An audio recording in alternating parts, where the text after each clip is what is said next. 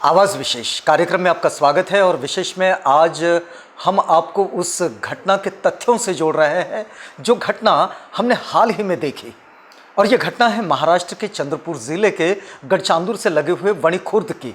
वणीखुर्द में आपने देखा होगा, हमने आपको इसके पूरे जो क्लिप्स अवेलेबल थे उसके साथ में हमने आपको दिखाया था कि कैसे एक परिवार से जुड़े और उनके आस पड़ोस से जुड़े एक ही समुदाय के लोगों को टारगेट बनाकर उनको बांध कर मारा जा रहा है और समूह के द्वारा मारा जा रहा है। घटना का कारण जो बताया गया था, वो घटना का कारण ये बताया गया था कि ये जादू टोना का मामला है, ये कोई टोटका वाला मामला है। और उस परिवार पर यह आरोप लोगों ने किया था जो आसपास के ही लोग थे। आप इसमें एक बात को ज़रा ठीक से समझिएगा कि गांव ये अपने आप में एक बेहतर जीवन संस्कृति का एक केंद्र होता है, लेकिन बावजूद इसके लोगों में इस तरह के फ्रैक्शंस खड़े करना, इस तरह से कॉन्फ्लिक्ट खड़ा करना और फिर उनको अलग अलग कारणों के साथ और जिसमें ख़ास तौर पर धार्मिक भावनाओं को जोड़कर देखा जाना।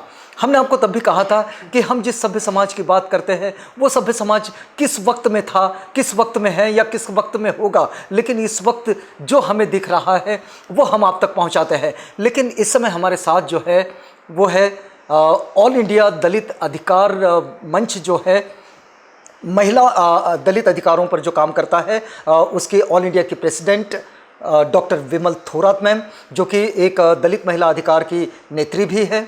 साथ ही में एक दूसरी कार्यकर्ता जो पिछले 40-45 सालों से हम लोग देखते हैं संबुद्ध महिला संगठन को चलाती है और उसके ज़रिए महिलाओं की समस्याओं से लेकर उनके अन्याय अत्याचार और उनके पारिवारिक मामलों से लेकर तो सामाजिक मसलों तक उनका एक अपना दखल होता है। छाया खोबरागड़े जी हमारे साथ है और एक तीसरे कार्यकर्ता हैं जो कि एडवोकेट कबीर कालिदास, जो कि इसके लीगल व्यवस्था को देखते हैं। इन तीनों लोगों ने मिलकर इस पूरी घटना की फैक्ट फाइंडिंग की है और दलित महिलाओं के अधिकार और दलितों के अधिकार और इस पूरे मामले को किस तरह से समझा जाए, इसके राजनीतिक, सांस्कृतिक, आर्थिक, सामाजिक परिप्रेक्ष्य में, तो इन सारी चीज़ों का ये फैक्ट फाइंडिंग हम आप तक पहुँचा रहे हैं। हम सबसे पहले बात करेंगे संबुद्ध महिला संगठन की जो अध्यक्षा है छाया खोबरागड़े जी। दीदी, ये जो घटना लोगों के सामने आई, ये जादू टोना और टोटका इसके आरोप के साथ खड़ी हुई और शायद लोग ये मानने जा रहे हैं कि यदि पुलिस वक्त पर नहीं पहुंचती तो उन लोगों का क्या हाल होता, कोई नहीं कह सकता। आपने क्या देखा? एक दो बातें हम जाने के बाद वहाँ पर पता चली। एक तो था कि गांव का भौगोलिक स्थिति कैसी है, और दूसरी बात उनका गांव में जो लोग आए वो किस तरह के लोग हैं, कहाँ से आए। तो ये देखना बहुत ज़रूरी था कि वहाँ के लोगों के आपस में तालमेल कैसे थे। एक गांव में इस तरह से घटना होती है तो उसके तालमेल पहले कैसे थे, इस बात पर हमने ज़्यादा फोकस किया। और पता चला हमें कि ये सारे माइग्रेटेड लोग थे। जो दुष्काल जो हुआ था महाराष्ट्र में 71 में, वो यहाँ आए थे और बसे थे। तो आजू बाजू क्या वे महाराष्ट्र के बाहर से आए थे? जी, ये महाराष्ट्र के बाहर से नहीं आए, ये आए थे महाराष्ट्र से आए थे, लेकिन मराठवाड़ा से आए थे। और वो लोग यहाँ आके बसे ताकि उनको वहाँ की जो सरकारी ज़मीन थी वहाँ से वो अपनी उसको हल चलाकर उन्हें जोताई करके उन्होंने अपने खाने पीने की व्यवस्था जितनी हो सके उतनी उन्होंने वो ज़मीन जोत कर उन्होंने वहाँ पर अपना गुजर बसर करने के लिए वहाँ पर आ गए। उस वक्त जहाँ आए तो गांव में वो लोग मिक्स कम्युनिटी वहाँ पर बैठ गई थी, मराठवाड़ा से माइग्रेटेड होकर आई थी। लेकिन उनमें बहुत अच्छा भाईचारा था, उनमें दोस्ती थी, उनमें अपनापन था। और जो एक कहा जाता है कि इतने सालों से उस गांव में कभी ऐसा नहीं हुआ, ये बात और हमें पता चली कि बिल्कुल इस तरह की दुश्मनी किसी की कोई किसी के साथ नहीं थी, पर्सनल भी नहीं थी और कम्युनिटी वाइज भी नहीं थी उनकी। यहाँ पर जो हुआ है मातंग कम्युनिटी का डोमिनेंस था, मतलब उनके 45 घर है, बुद्धिस्ट लोगों के 25 घर है, मराठा के 10-12 घर है, फिर ओबीसी के 10-15 घर है और थोड़ा। तो हमें बहुत हम लोगों ने बहुत कीनली वहाँ पर जब सर्च किया, हम लोगों के साथ जब बातचीत की, अलग अलग बातचीत की, तब हमें पता चला कि ये मसला जादू टोना का है ही नहीं, वो वास्तव में है नहीं था वो जादू टोना। और पता चला कि उसमें जब थोड़ा आपने तो बस विस्तार से आपके चैनल से, पेपर के माध्यम से लोगों से पता चल गया था, लेकिन थोड़ा मैं बताना चाहती हूँ कि वहाँ पर हुआ क्या एक्चुअली। मतलब कोरोना काल के पहले तक लोगों के 3-4 समुदाय के लोग एक साथ बाबा साहब की जयंती, बुद्ध की जयंती, फुले जी की जयंती, अन्नाभाऊ साठे की जयंती, शिवाजी महाराज की जयंती, सावित्रीबाई फुले की जयंती, ये सारी जयंती के कार्यक्रम कंट्रीब्यूशन करके वहाँ पर एक साथ मनाया जाता था और पूरे परिवार के साथ, मतलब खाना पीना एक साथ होता था। और ये अभी तक ऐसा ही हुआ, उनमें कभी दरार नहीं आई थी, उनके रिश्तों में और संबंधों में, और जाति के कारण और धर्म के कारण भी बिल्कुल दरार नहीं आई थी। जी। लेकिन कोरोना काल के पहले एक वहाँ पर मीटिंग हुई, वहाँ पर गांव के अंदर, और वहाँ एक मुझे नाम याद नहीं उनका, उन्होंने भारंडे करके कोई एक मातंग समाज का नेता जो मराठवाड़ा से आया था, नांदेड़ से आए थे वो, और नांदेड़ से आकर उन्होंने केवल मातंगों की वहाँ मीटिंग ली उन्होंने, मतलब इंडोर मीटिंग ली उन्होंने, मातंग कम्युनिटी की जितनी फैमिलीज थी उनकी। और इस इंडोर मीटिंग में और जाति के कोई किसी लोगों को आने नहीं दिया था। और फिर उनको बताया गया कि अभी आप लोगों ने बाबा साहब की, बुद्ध की जयंती बिल्कुल ही करना नहीं है। तो लोगों ने पूछा कि क्यों नहीं करनी है, तो उसका कारण उन्होंने बताया कि ये जो एससी का जो आरक्षण मिलता है, वो एससी का आरक्षण केवल और केवल बौद्ध लोगों को मिलता है, और हमारे मातंग और चमार लोगों को आरक्षण बिल्कुल नहीं मिलता है। इनके कारण हमारे बच्चों को पढ़ाई में, नौकरी में बिल्कुल पिछड़ापन आ गया। इसका कारण बुद्धिस्ट लोग हैं, तो इनकी जयंती हम नहीं करेंगे, और जयंती करेंगे सिर्फ इनकी अन्नाभाऊ साठे की, और करेंगे हम लहूजी साल्वे। हाँ, लहूजी साल्वे के बारे में उन लोगों को पता भी नहीं था, मतलब मातंग कम्युनिटी को पता नहीं, इतना ज़्यादा पता नहीं था जितना इन्होंने फिर कौन थे लहूजी वगैरह वगैरह बताकर। और उसमें और एक बात उन्होंने, क्योंकि ये जो परिसर है बड़ी खुर्द जो है वो बिल्कुल सटा हुआ है आंध्र प्रदेश को, एक 3-4 किलोमीटर का फासला है वहाँ से। और तब उन्होंने बताया कि आंध्र में जिस तरह से आरक्षण का बाइफर्केशन हुआ, एससी में जो माला और मादगी को मिला, तो मादगी और माला के बच्चों को आरक्षण मिलने के बाद उनके इतने, मतलब उनको जो बदलाव दिखा है वहाँ पर, वैसा बदलाव हमें महाराष्ट्र में भी चाहिए। इसलिए मातंगों ने अपने आरक्षण के लिए अलग से लड़ाई लड़ने की जरूरत है। तो आप क्या मानते हैं इस पूरी घटना के पीछे ये सारी चीजें कारण है? अभी तक नहीं लग रहा था इतने सालों से, क्योंकि महाराष्ट्र में भी चल रहा है, बहुत सारे लोग ये चीज़ों को आगे ला रहे हैं। और ये पूरा कार्यक्रम आरएसएस का है, मैं तो ज़ाहिरी तौर पर बता रही हूँ कि आरएसएस ने बहुत सारे नेताओं को इस बारे में बोलने के लिए मीटिंग्स किए हैं, हुआ है, लेकिन गांव-गांव में अभी तक फैला नहीं था इस तरह का कार्यक्रम। लेकिन ये जो शुरुआत हुई है अलग से जयंती मनाने की, और मुझे लगता कि यही एक कारण था कि विष फैलाने का, क्योंकि इतने सालों में अगर उनके दिमाग में जादू टोना टोटका ये सब होता तो पहले से भी उनके अंदर लड़ाई होती थी। लेकिन जिनके साथ हम मिले हैं उनका कहना था कि आज तक कभी किसी हमारी कोई लड़ाई नहीं हुई। एक में की शादी में जाना, बच्चों को सब तरह की जो मतलब एक सांस्कृतिक ये होता है, गांव का जो आदान प्रदान होता है, बिल्कुल सही चल रहा तो था। आपने क्या फाइंड किया इसमें? तो हमें लगता है कि ये आरक्षण वाला मुद्दा जो है उनके दिमाग में अगर नहीं डाला जाता तो इस तरह की घटना को अंजाम नहीं दिया जा सकता। जी। इसलिए हमें लगता है कि ये जो घटना हुई है इसके बारे में अवेयर होने की बहुत ज़रूरत है, क्योंकि महाराष्ट्र में आपने हमेशा देखा होगा कि महाराष्ट्र में जिनको जिस तरह से आरक्षण हमें मिलता है, मातंगों के बहुत सारे बच्चों को हम खुद अपने हॉस्टल्स में रखते हैं, उनके बच्चों को पढ़ाई में हेल्प करते हैं, उनके लिए अलग से अलग अलग कोचिंग अपन शुरू करते हैं। तो महाराष्ट्र में इस तरह का कोई मुद्दा है नहीं और नहीं था आज तक, लेकिन अब अगर होने के चांसेस हो रहे थे तो मुझे लगता है कि इसको लोगों को अवेयर करने का, और अपने भाई, हम जो भाई भाई करके गाँव में एक साथ रहते थे, हम एक कम्युनिटी के लोग हैं, हम एक कास्ट में आते हैं हम लोग, तो हमें इस तरह के अगर एक गांव में हुआ और ये जब फैल गया पूरे महाराष्ट्र में तो इसका अंजाम बहुत दुखद हो सकता है। इसलिए हमें लगता है कि इस पर बहुत सजग होने की आवश्यकता है, हमारा भाईचारा बरकरार रखने की आवश्यकता है, और मातंग भाइयों के साथ हमें बैठकर इस पर विचार विमर्श होने की बहुत ज़रूरत महसूस करते हैं। मतलब एक सामाजिक संवाद को डेवलप करना होगा।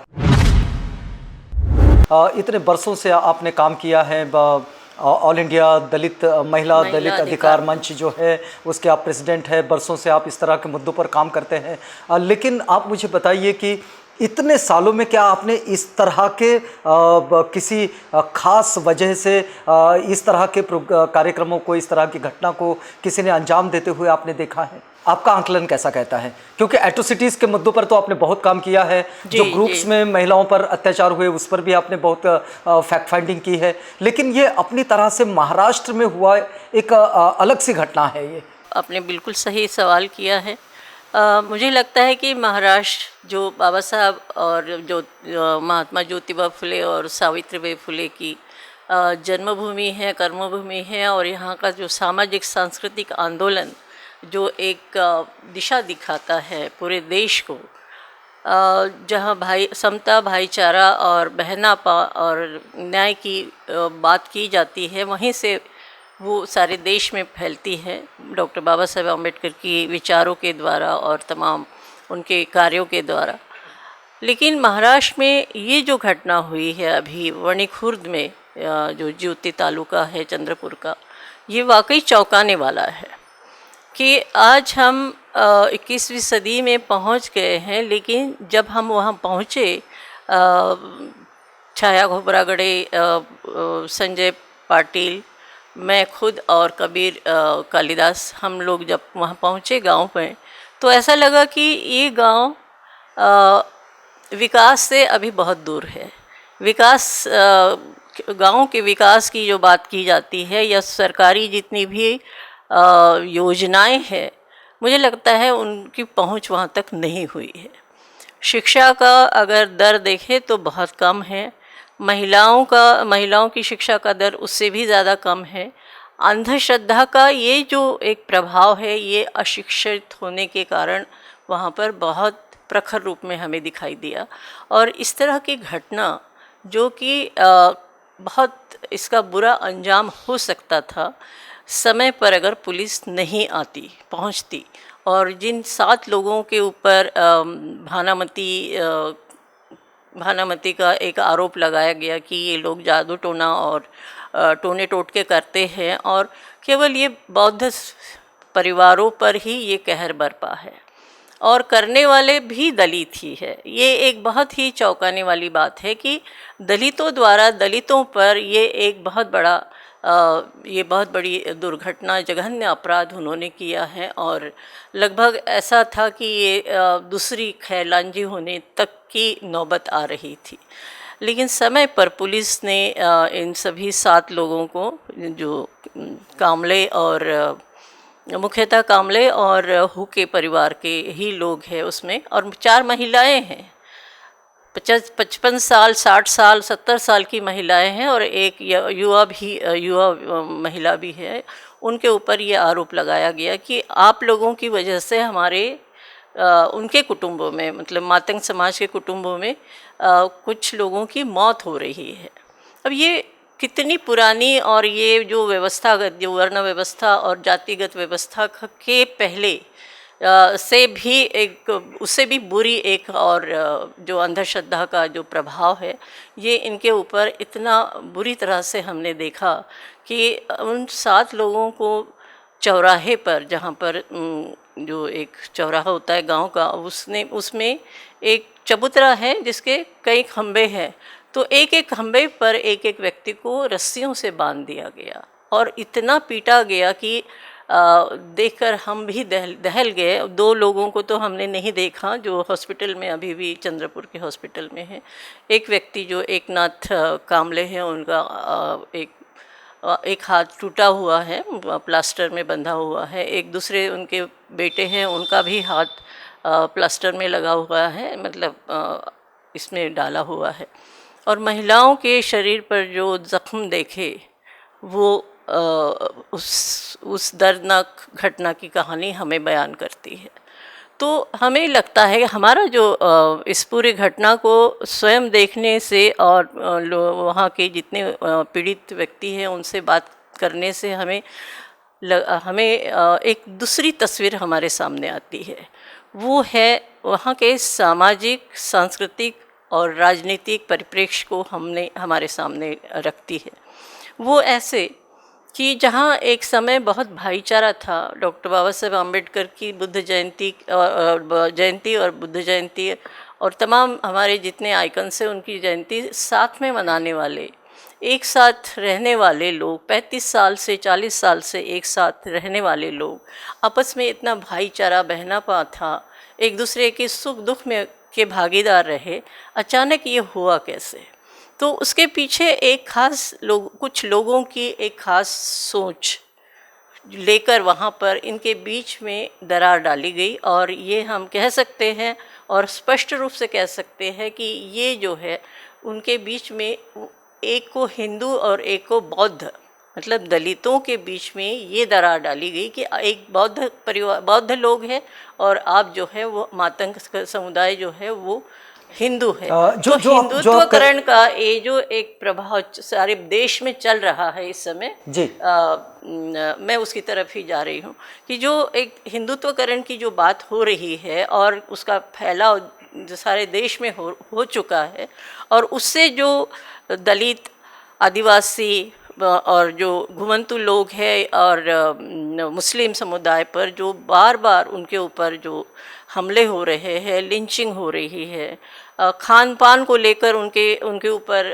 हमले हो रहे हैं और कितनी घटनाएं हुई हैं, ये उसी की कड़ी में इसको जोड़ा जाना चाहिए। क्योंकि जहाँ पर धर्म, जैसे ही धर्म की बात बीच में आती है, जैसे हिंदू मुस्लिम की बात आती है, तो धर्म बहुत ज़्यादा आतंकित हो जाता है, आतंक फैलाता है, और ये उसी तरह का आतंक। क्या आपने वहाँ किसी अन्य समूहों से भी बातचीत की जिसके आधार पर आप इस मत पर पहुँचे हैं? जब हम लोग पहुँचे तो लगभग गांव में इतना सन्नाटा था कि कोई भी, केवल उत्पीड़ित परिवार के अलावा उस गांव में कोई भी दिखाई नहीं दिया। हमने कोशिश भी की कुछ एक दो महिलाओं से बात करने की, लेकिन उन्होंने बात करने से मना कर दिया, क्योंकि तब तक पुलिस ने जो जितने गुनहगार हैं, जिसमें महिलाएं भी हैं, जिन्होंने भानामती के नाटक के द्वारा इन परिवारों पर के साथ बहुत बड़ी उत्पीड़न की घटना हुई है जी। तो उस परिवार के अलावा कोई भी गांव में नहीं है, सब अपने कहीं भाग गए हैं, मतलब दूर दूर की जगह पर चले गए हैं। एक तो पुलिस का भय है, और पुलिस ने लगभग अभी तक 35 लोगों को गिरफ्तार किया है। इसका मतलब है कि इस घटना पर पुलिस ने काफ़ी अच्छा काम किया। आप इस घटना को राजनीति से प्रेरित मानते हैं? मैं बिल्कुल मुझे कोई अंदेशा नहीं है। मैं इस घटना का आकलन करने के बाद इस मुद्दे तक पहुंच गई हूं कि ये इसके पीछे धार्मिक भावनाओं को उछालकर इसका राजनीतिक जो परिणाम है, जो राजनीतिक जो जिसे इसका लाभ उठाना है, वो लोग इसके पीछे है। वरना यहाँ पर महाराष्ट्र में अभी माला मादिगा या मांग मातंग के बीच में महार मातंग के बीच में अभी तक कोई वर्गीकरण की बात नहीं हुई है, या जो आरक्षण है, आरक्षण को बांटने की बात नहीं हुई है। अभी तक तो हमें दिखाई नहीं देता है। एक आध दो का उदाहरण हुए होंगे, लेकिन जब राजनीतिक इसमें पहलू आ जाता है, तो राजनीतिक पहलू के अंदर हम अगर इसे देखें तो मुझे लगता है कि ये निश्चित रूप से राजनीतिक एक कदम है। और जिन लोगों ने ये उठाया है, ये बहुत जो लोग इस तरह से करके ये पूरे समुदाय के भीतर एक छोटा सा गांव, एक इतनी खूबसूरत वादी में बसा हुआ गांव, जहां पर आपस में भाईचारा, बहनापा और आपसी प्रेम, लेन देन में सब कुछ एक साथ कर रहे हैं, वहाँ अचानक इस तरह का एक भेदभाव निर्मित होना और एक दूसरे के प्रति इतनी नफरत कि महिलाओं को फांसी देने तक की बात वहाँ हुई है। एक महिला को इतनी ज़ख्म है जिसे फांसी देने का प्रयास किया गया है, उसे बांध दिया गया था। अगर बहुत देर पुलिस नहीं आती तो शायद उसे वो फांसी पर चढ़ जाती। मैडम, एक बात हम आपसे ये भी समझना चाह रहे हैं कि आप ऑल इंडिया दलित अधिकार महिला दलित अधिकार मंच जो है, आप उसके नेत्री भी हैं। बरसों से आपने इस तरह की घटनाओं को देखा है, लेकिन आप बड़े स्पष्ट रूप से कह रहे हैं कि ये पूरी घटना जो है वो राजनीति से प्रेरित लगती है। ये आपका अपना आकलन है। हम ये जानना चाह रहे हैं कि आपके पास इस बात का क्या आधार है कि आप इस घटना को अंधविश्वासों से प्रेरित नहीं मानते? आपके पास ये आपका क्या आकलन है कि अंधविश्वास से उत्स्फूर्त घटित हुई घटना आप इसे नहीं मानते, क्योंकि आपका जो दृष्टिकोण है वो सामान्य दृष्टिकोण से, जो दृष्टिकोण अब तक लोगों के सामने आया उससे वो अलग है। हाँ, बिल्कुल सही कहा आपने, क्योंकि पूरे देश में हम लोग, हमारा आंदोलन के लोग हम पहुँचते हैं जहाँ पर भी घटना होती है, खास करके महिलाओं पर अत्याचार की, बच्चियों पर अत्याचार की घटना, तो लगभग आठ राज्यों में हम काम कर रहे हैं, हमारा आंदोलन, और ऐसी घटनाएं वहाँ पर दिखाई देती है। लेकिन भानामती या क्या कहते हैं, जादू टोना के शक के ऊपर इस तरह का विभाजन बहुत कम दिखाई दिया। राजस्थान में कुछ हुए हैं ऐसी घटनाएं, लेकिन वो आपस में नहीं हुआ है। मतलब दलितों के बीच में दरार डालने की कोशिश नहीं की गई है। वो एक महिला के ऊपर या दो महिलाओं के ऊपर सीधे सीधे कि आपने जादू टोना करती है, आप इससे गांव से, और गांव के लोगों ने उन्हें प्रताड़ित भी किया है।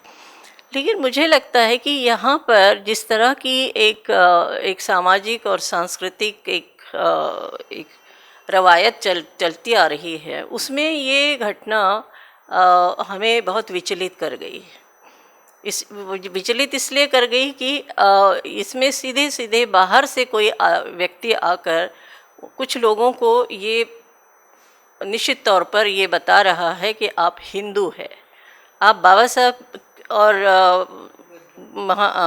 बुद्ध की और महात्मा फुले की जयंती नहीं मनाएंगे।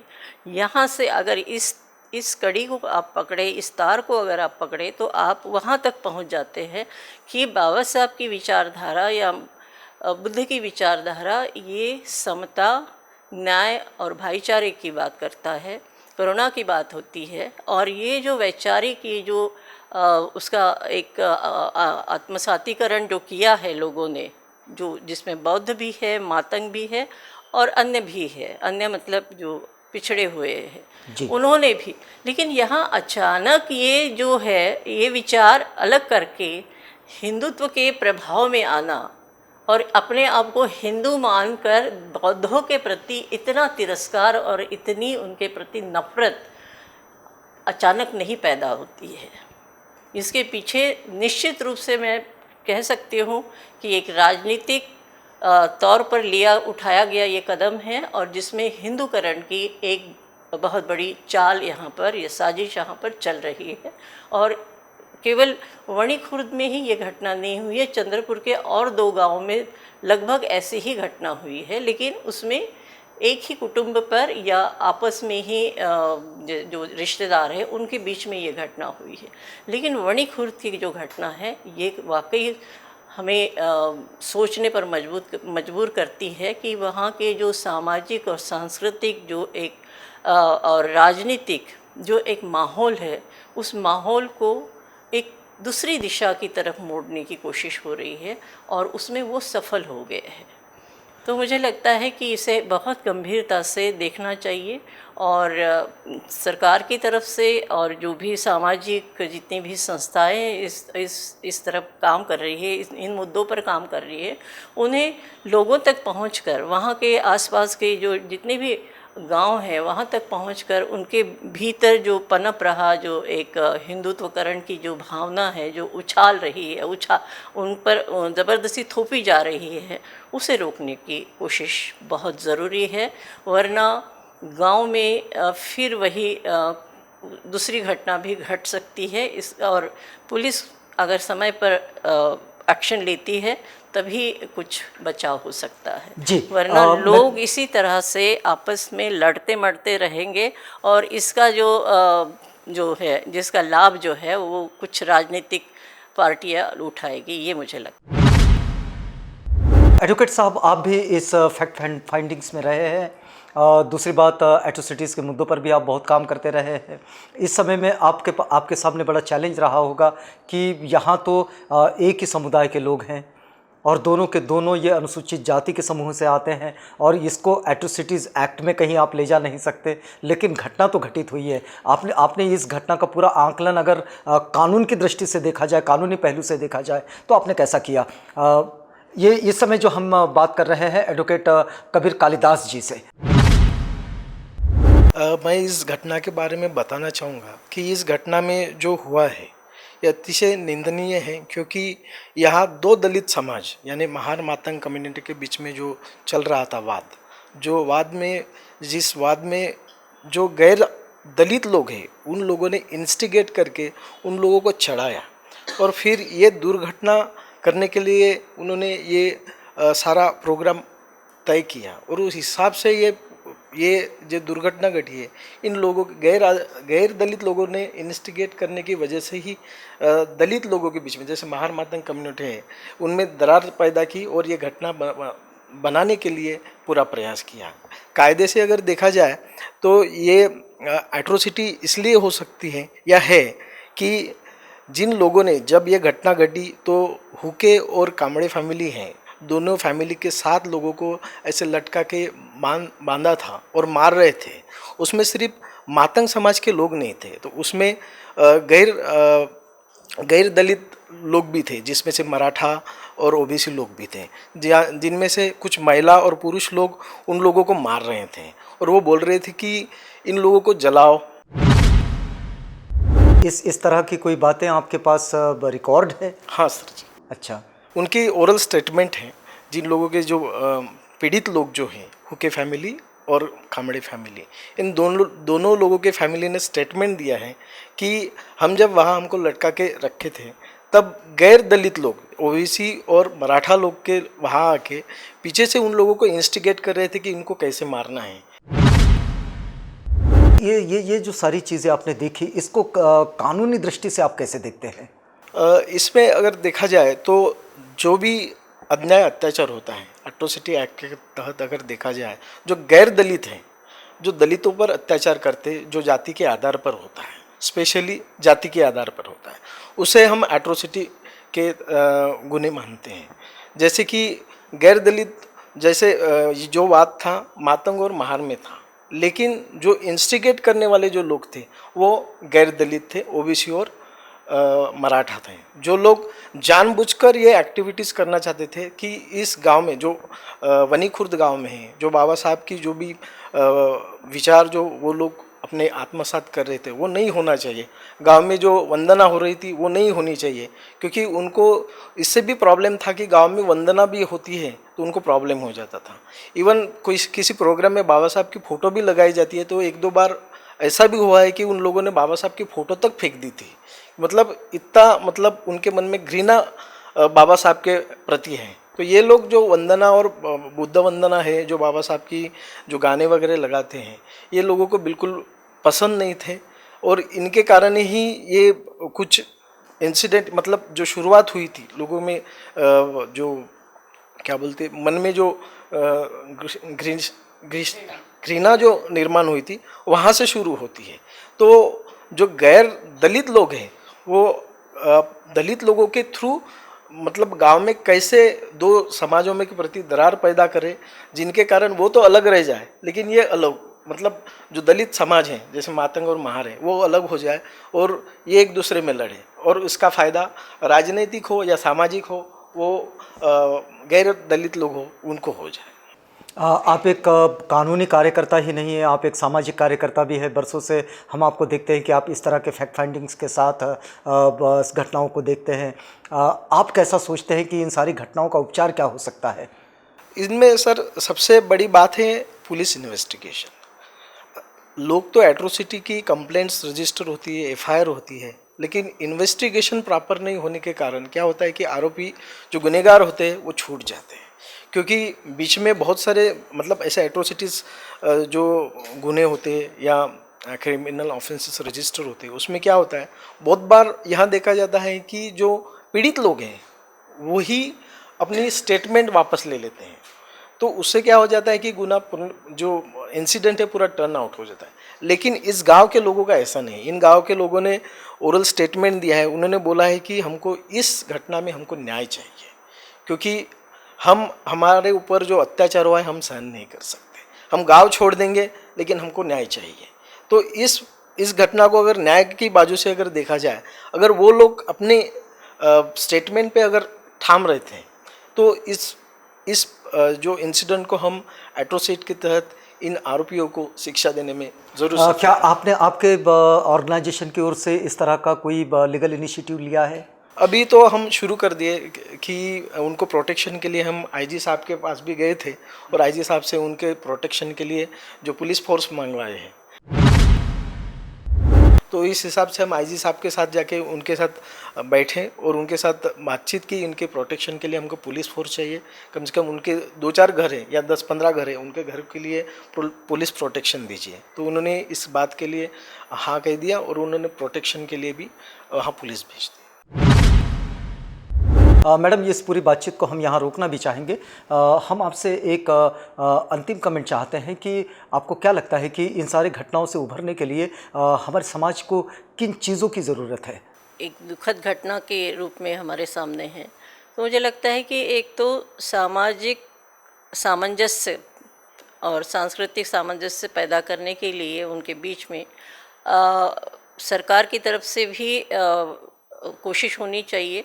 और जितनी सरकारी योजनाएं हैं, जनधन की जो योजना है, आवास की योजना है, वो वहाँ तक पहुँचनी चाहिए। क्योंकि वहाँ हमने देखा कि बहुत ही सिर्फ मिट्टी और लकड़ी से बने हुए घर थे और छत की जगह पर टीन के छत थे। तो इसका ये मतलब है कि विकास की जो बात की जाती है, विकास का जो ढिंढोरा पीटा जाता है, वो वहाँ तक नहीं पहुँचा है। ये एक बात हुई। दूसरा ये है कि शिक्षा के माध्यम से लोगों तक ये पहुँचाना चाहिए और जो अंधश्रद्धा निर्मूलन जो कानून है, अंधश्रद्धा को रोकने वाला जो कानून है, इसको बहुत कड़ाई से लागू करना होगा। और तीसरी बात ये है कि अगर ये ऐसी घटनाएं रोकनी है तो राजनीतिक तौर पर भी कदम उठाने चाहिए कि ये इस तरह की घटनाओं को अंजाम देने वाले जो व्यक्ति है, जो समुदाय है या जो व्यक्ति है, उनके ऊपर भी कड़ी कार्रवाई होनी चाहिए। वरना ये गांव-गांव तक फैलता जाएगा और ये इस तरह का एक आग की तरफ फैलता है। और जैसे कि हमने पिछले 2 साल में जब देखा है कि भीड़ तंत्र जिसे कहते हैं, भीड़ जिस तरह से जैसे किसी एक व्यक्ति को टारगेट करके भीड़ इकट्ठी होती है और बिना सोचे समझे, और कानून का कोई भय नहीं है। संविधान है हमारे पास कानून है और बहुत कड़े से कड़े कानून है, सुरक्षा के कानून है, जीने की हमारी जो अधिकार है, अगर उसे कोई छीन लेता है या छीनने की कोशिश करता है तो उसे कड़ी से कड़ी कार्रवाई। और जैसे कबीर ने कहा है कि अगर पुलिस इसमें थोड़ी भी कोताही करती है, जो चार्जशीट अगर ठीक से इन्वेस्टिगेशन करके अगर चार्जशीट में ये सारी चीज़ें अगर नहीं कोर्ट के सामने रखी जाती हैं तो केस बहुत हल्का हो जाता है और ऐसे में गुनहगार को छूटने का मौका मिलता है। और जब छूटने पर गुनहगार जब और भी शह पाता है और अगर राजनीतिक सपोर्ट हो उसमें और उसे और धार्मिक सपोर्ट भी हो, अगर धर्म के आधार पर वो सपोर्ट भी उसे मिल रहा है तो ये और भी ज़्यादा खतरनाक हो जाता है और आपस में जो है जितना भी कोशिश करे वो सफल नहीं होती। इस पूरी स्थिति में आप सोशल एक्टिविस्ट और रिलीजियस एक्टिविस्ट, कल्चरल एक्टिविस्ट, इनकी क्या भूमिका देखते हैं? क्या करना चाहिए? इन लोगों का क्या कर्तव्य बनता है? जितने भी NGOs है या सामाजिक कार्यकर्ता हैं, उनको इस बात से, इस घटना से चेत जाना चाहिए कि एक बहुत ही एक सोची समझी हुई साजिश के तहत कुछ हो रहा है, कुछ बहुत गंभीर घटना को अंजाम देने वाली कुछ साजिश हो रही है। उसके तहत तक जाकर हमें उसको रोकना होगा और इसके लिए आपस में सभी संगठनों को एक साझे मंच पर आकर इसके विरोध में एक प्रतिरोध का स्वर उभरना चाहिए। वरना हम लोग इसके लिए जिम्मेदार माने जाएंगे और अगर समय रहते हुए इसको हमने नहीं रोका तो ये बहुत उग्र रूप धारण कर सकता है। और मैं आपके माध्यम से, आवाज़ टीवी के माध्यम से महाराष्ट्र गवर्नमेंट और तमाम जो मंत्रीगण हैं उनसे एक निवेदन करना चाहती हूँ, उन्हें एक आग्रहपूर्ण मैं बात करना चाहती हूँ कि महाराष्ट्र जैसे देश में, महाराष्ट्र जैसे राज्य में ऐसी घटना नहीं होनी चाहिए। ये बहुत दर्दनाक और बहुत ही अनफॉर्चुनेट घटना है और इसके ऊपर जल्द से जल्द कार्रवाई होनी चाहिए। और जो भी हो ये इस केस को कौन सा कोर्ट कहते हैं उसे, फास्ट ट्रैक कोर्ट में इसकी सुनवाई होनी चाहिए ताकि जल्दी से जल्दी गुनहगारों को सज़ा मिले और इसका एक सभी लोगों पर, इस तरह की मानसिकता रखने वाले, इस तरह की सोच रखने वाले लोगों पर इसका परिणाम दिखे। वरना केस कई सालों तक घिसटता रहता है और फिर तब तक इस घटना को लोग भूल जाते हैं। और सरकार की तरफ से ये ज़रूर इस पर कदम उठाना चाहिए और अपने प्रभाव में लेकर इस घटना को सही तरीके से इसको हैंडल करना चाहिए। परिवर्तन की अपनी प्रक्रिया है और ये प्रक्रिया बहुत तेज़ी से तो नहीं होती, ये बहुत धीरे धीरे चलती रहती है। लेकिन इसका मतलब ये नहीं है कि इस प्रक्रिया को रोक देना चाहिए। इसके जो परिणाम हम देख रहे हैं कि इस समय जिस तरह से लोग अपनी ओर से इनिशिएटिव्स लेकर काम करते रहते हैं, लेकिन ये इनिशिएटिव्स कभी कभी इकट्ठे होकर न लिए जाने के कारण, सामंजस्य में न लिए जाने के कारण ये कभी कभी हमारे सामाजिक ताने बाने को ध्वस्त भी कर देते हैं। हम इस घटना को जो देखें, इस घटना को 3 कार्यकर्ताओं से जब हमने ये सुना तो ये घटना किसी और रूप में नज़र आती है। संबुद्ध महिला संगठन की छाया खोबरागडे, ऑल इंडिया दलित महिला अधिकार मंच की डॉक्टर विमल थोरात और एट्रोसिटीज़ मामले में जो अपने आप को लेकर चलते हैं एडवोकेट कबीर कालिदास, इन तीनों की दृष्टि से हमने जब वणी खुर्द की इस घटना को देखा तो ये घटना राजनीति से प्रेरित नज़र आती है। ये घटना सामाजिक ताने बाने को ध्वस्त करने वाली नज़र आती है। ये घटना किसी धार्मिक उन्माद को फैलाने का एक निमंत्रण भी लगती है। लेकिन इस घटना का पूरा आंकलन होना चाहिए। इन तीनों कार्यकर्ताओं का ये मानना है कि इसमें प्रशासन की, पुलिस की भूमिका बड़ी है और इस भूमिका पर भी काम होना चाहिए। हम यहाँ रुकते हैं। मैडम आप हमारे साथ हैं, दीदी आप हमारे साथ हैं, एडवोकेट साहब आप हमारे साथ हैं, हमसे बातचीत की। इस पूरी बातचीत के लिए आपका बहुत धन्यवाद। आप बने रहिएगा आवाज़ इंडिया के साथ, प्रोग्राम आगे भी जारी है।